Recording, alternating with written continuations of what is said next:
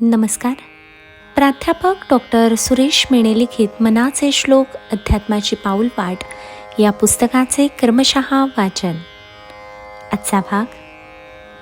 नसे पीत ना श्वेत ना श्याम काही, नसे व्यक्त अव्यक्त ना नीळ नाही, म्हणे दास विश्वासता मुक्तीला आहे, मना संत आनंत शोधून पाहे. या श्लोकात समर्थांनी चिरंतन सत्य किंवा सत्स्वरूप कसे नाही हे सांगितले आहे.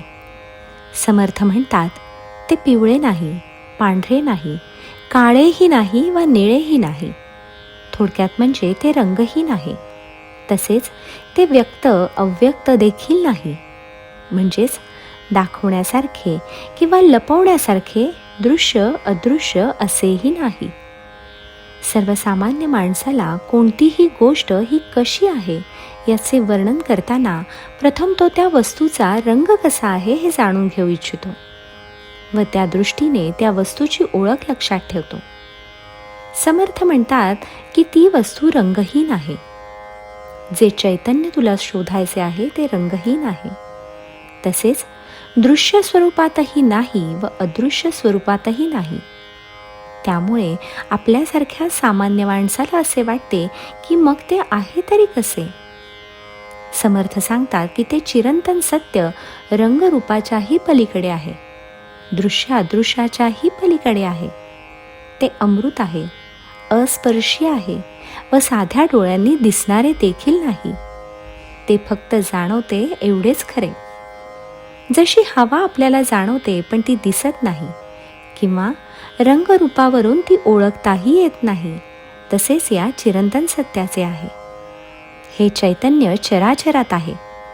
तुम्ही जेथे पाहाल तिकडे ते आहे व जेथे तुम्ही पाहू शकत नाही तेथेही तेच आहे. ते जाणून घ्यायचे असेल तर तिसऱ्या चरणात समर्थ म्हणतात, म्हणे दास विश्वासता मुक्तीला आहे. आपण जर विश्वासपूर्वक त्या परमात्म्याची उपासना केली, भक्ती केली तर त्याचे ज्ञान आपल्याला होऊ शकते, ते अनुभवता येऊ शकते, त्याच्या अस्तित्वाची जाणीव आपल्याला होईल. यासाठी विश्वास व श्रद्धा हवी हे महत्त्वाचे आहे. अशी जर श्रद्धापूर्वक विश्वासपूर्वक उपासना केली तर आपणही ह्या परमात्म्याचेच अंश आहोत हे आपल्या लक्षात येईल. हळूहळू आपणही त्यामध्ये मिसळून जाऊ, एकरूप होऊ. आपले स्वतःचे अस्तित्व राहणारच नाही. यासाठीच समर्थ आपल्याला चिरंतन सत्याचा, त्या सत्स्वरूपाचा शोध घेण्यास सांगत आहेत. त्यायोगे आपली मुक्तीकडे वाटचाल होऊ शकते. जय जय रघुवीर समर्थ.